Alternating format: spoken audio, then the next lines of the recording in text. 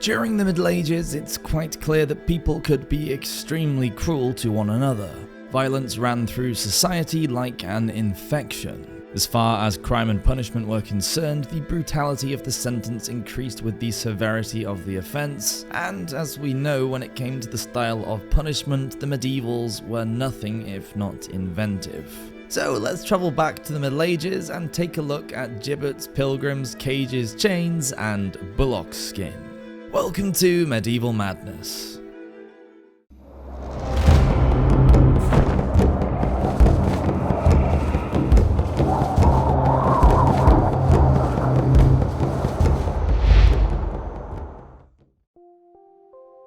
A world of pain.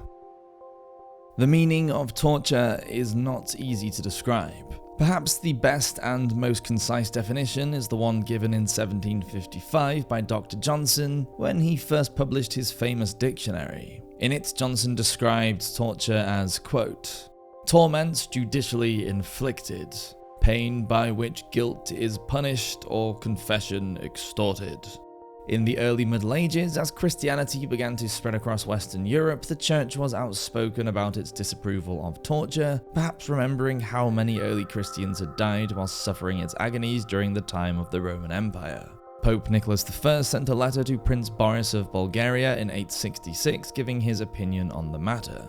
He wrote, quote, "A confession must be spontaneous, not extracted by force. Will you not be ashamed if no proof emerges from the torture? Do you not recognize how iniquitous your procedure is? If the victim who has not the strength to resist confesses himself guilty without being so, who is then the criminal, if not the one who has forced him to make a lying confession?"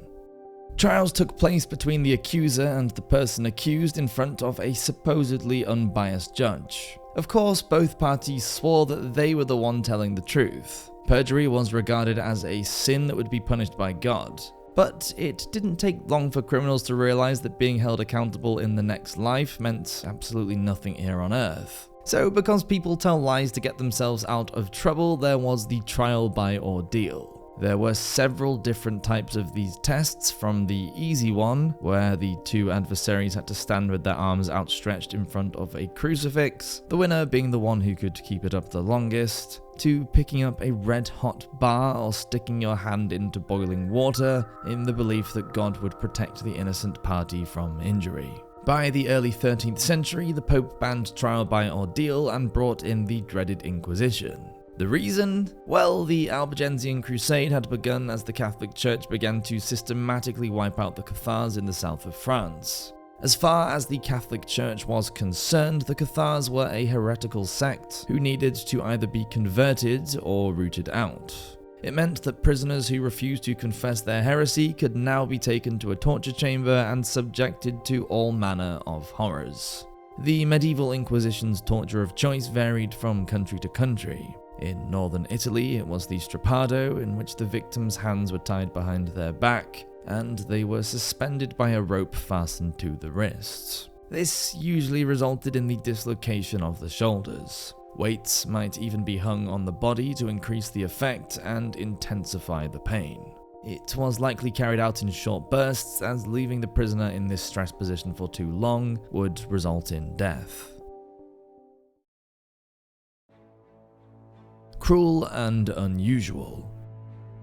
When we talk about coffin torture, we don't mean being buried alive in a coffin, although there are plenty of tales about live burials from the Middle Ages. Like the woman named Perrette, who, according to French writer Paul Lacroix, when accused of theft and receiving stolen goods in 1460, was sentenced by the Provost of Paris to be buried alive before the gallows. The Duke of Soissons supposedly had two of his serfs buried alive for getting married without his consent. And George R. Scott, in his book The History of Torture, mentions that during the Albigensian Crusade, quote, "The sister of Aymeric, governor of Louvois, was placed alive in a pit which was then filled up with stones." So burying alive certainly seems to have been a thing in medieval France. But I digress. What we actually mean when we talk about coffin torture is a prisoner being placed into a cage shaped like a human. Known as a gibbet, more often than not, it was used after death as a way of displaying the executed person's corpse in full view of the public as a deterrent. Some dead bodies were even painted with tar to make them last longer. In Britain, there are records of a few people being left to die from thirst, hunger, or exposure in these cages. The prisoner would often be stripped and in summer would experience the heat of the sun blazing down on their naked body. In the depths of winter, they would freeze and, unprotected from the elements, would quickly succumb to frostbite and hypothermia. The Pilgrims' decline. As part of Henry VIII's split from the Roman Catholic Church known as the Reformation, anyone who refused to take an oath to acknowledge him as head of the Church of England was seen as a traitor to the crown. There was unrest in the north of the country because of the dissolution of the monasteries in the form of a Catholic uprising known as the Pilgrimage of Grace. 18 monks from the Carthusian order refused the king and were executed. Two of them, John Rochester and James Walworth, were hung from the city walls at York and left to die from thirst and exposure in May of 1537. Once they were dead, they were kept on the wall until their bodies fell to pieces. Robert Aske, a lawyer and the leader of the Pilgrimage of Grace, was arrested and taken to the Tower of London. He was convicted of high treason at the Palace of Westminster and taken back up to Yorkshire for his execution. Aske was also hanged in chains in July of the same year outside Clifford's Tower in York. Scott writes about an article written for the magazine Once a Week in 1833. The article, although printed in a much later time period than the Middle Ages, describes a method of torture, stating, quote, "An iron cage was used for imprisoning criminals who were sentenced to be hanged alive. The criminal was stripped naked. Once imprisoned in the cage, which was suspended from the branch of a tree, was left to die of starvation, thirst, and exposure." End quote. Apparently, the cage was put on show at an exhibition in the Society of Arts in Kingston, Jamaica. Although the piece was written in the 19th century, we can be sure that this form of torture was very similar, if not exactly the same, as the medieval coffin. The article continues, quote, "Round the knees, hips and waists, under the arms and around the neck, iron hoops were riveted close about the different parts of the body. Iron braces crossed these again from the hips right over the center of the head. Iron bars and plates encircled and supported the legs, and the lower extremities were fixed plates of iron like old-fashioned stirrups, in which the feet might have found rest, had not a finish to the torture compared to which crucifixion must have been mild, been contrived by fixing in each stirrup 3 sharp-pointed spikes to pierce the soles of the victim's feet. The only support the body could receive while strength remained or life endured was given by a narrow hoop passing from one end of the waist bar in front, between the legs to the bar at the back. Attached to the circular bar under the arms stood out a pair of handcuffs, which prevented the slightest motion in the hands. And on the crossing of the hoops over the head was a strong hook, by which the whole frame with the sufferer enclosed was suspended." End quote. Like a caged animal. Although there aren't many official records of hanging alive in chains and gibbeting alive, we do know that they were used as forms of execution in England. Raphael Holinshed published his Chronicles of England, Scotland and Ireland in 1577.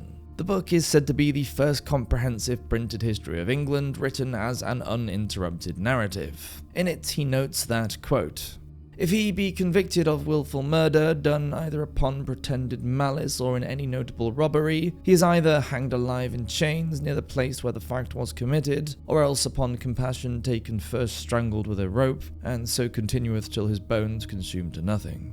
Hanging alive was the mode of execution in a case from 1383. It involved an Irish friar who had accused John of Gaunt, the Duke of Lancaster and uncle to the English King Richard II, of treason.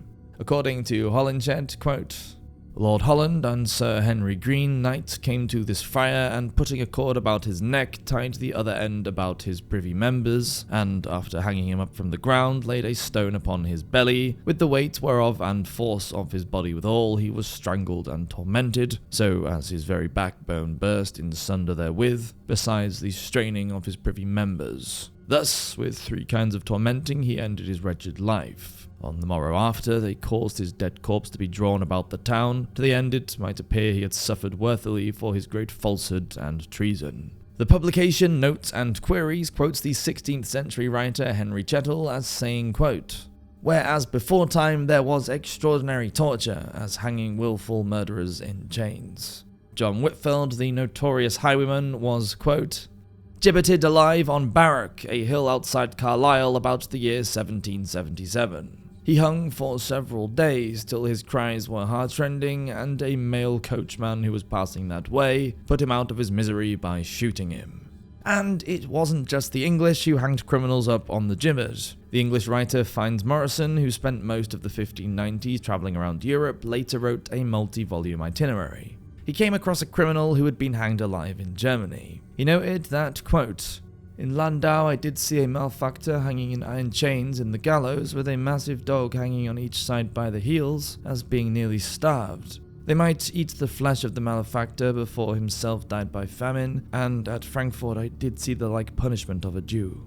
The Iranian and Azerbaijani hero Babak Karamdin, the revolutionary leader of the Kuramites, was eventually captured in 838 by the Abbasid Caliphate. According to Maurice Lombard in his book The Golden Age of Islam, Babak was, quote, "handed over to the Caliph al-Mutasi, who subjected him to a torture which matched in refinement the terrors he had caused." End quote.